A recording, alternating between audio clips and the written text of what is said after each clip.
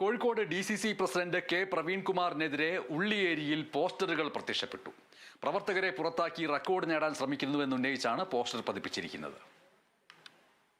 ഉള്ളേരിയിലെ കോൺഗ്രസിൽ ഏറെക്കാലമായി നിലനിൽക്കുന്ന അഭിപ്രായ വ്യത്യാസവും ഗ്രൂപ്പ് പോരുമാണ് പരസ്യ പ്രതിഷേധത്തിലേക്ക് എത്തിയിരിക്കുന്നത്.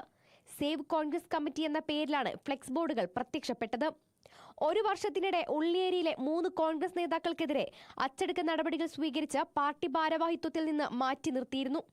മണ്ഡലം പ്രസിഡന്റിനെതിരെ വിമർശനം ഉന്നയിച്ചതിന്റെ പേരിലാണ് 3 പേർക്കെതിരെയും നടപടി സ്വീകരിച്ചത്.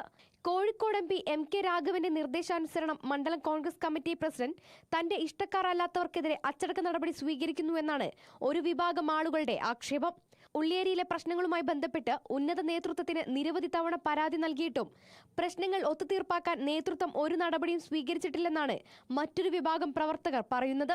ഉമ്മൻചാണ്ടി ചാരിറ്റബിൾ ട്രസ്റ്റുമായി ബന്ധപ്പെട്ട പണപ്പിരിവിനെതിരെ കോൺഗ്രസ് മണ്ഡലം കമ്മിറ്റിയിൽ വലിയ തർക്കങ്ങൾ ഉടലെടുത്തിരുന്നു. ഇതിന്റെ പേരിലാണ് കഴിഞ്ഞ ദിവസം ബ്ലോക്ക് കോൺഗ്രസ് കമ്മിറ്റി വൈസ് പ്രസിഡന്റിനെതിരെ അച്ചടക്ക നടപടി സ്വീകരിച്ചത്. കഴിഞ്ഞ ദിവസം ഉള്ളിയേരിയിൽ ചേർന്ന മണ്ഡലം കോൺഗ്രസ് കമ്മിറ്റി യോഗത്തിൽ കൂട്ടത്തല്ലും നടന്നിരുന്നു. ഇതിനു പിന്നാലെയാണ് DCC പ്രസിഡന്റിനെതിരെ ഉള്ളേരിയിൽ ഫ്ലെക്സ് ബോർഡുകൾ പ്രത്യക്ഷപ്പെട്ടത്. MK രാഘവൻ MPയുടെ ആജ്ഞാനുവർത്തിയായി DCC പ്രസിഡന്റ് മാറിയെന്നാണ് ഒരു വിഭാഗം പ്രവർത്തകർ പറയുന്നത്. പ്രവീൺകുമാർ കോഴിക്കോട് ജില്ലയിലെ ഏത് സീറ്റിൽ മത്സരിച്ചാലും തോൽപ്പിക്കുമെന്നാണ് പ്രവർത്തകർ വെല്ലുവിളിച്ചിട്ടുള്ളത്. മണ്ഡലം കോൺഗ്രസ് കമ്മിറ്റിക്കെതിരെയും ഫ്ലെക്സ് ബോർഡിൽ വിമർശനമുണ്ട്. ഉന്നത നേതൃത്വം ഇടപെട്ട് ഉള്ളിലെ പ്രശ്നങ്ങൾ പരിഹരിച്ചില്ലെങ്കിൽ വരും ദിവസങ്ങളിൽ വലിയ പ്രതിഷേധത്തിന് തയ്യാറെടുക്കുകയാണ് ഉള്ളിയേരിയിലെ ഒരു വിഭാഗം കോൺഗ്രസ് പ്രവർത്തകർ. Kerala vision news, Kozhikode.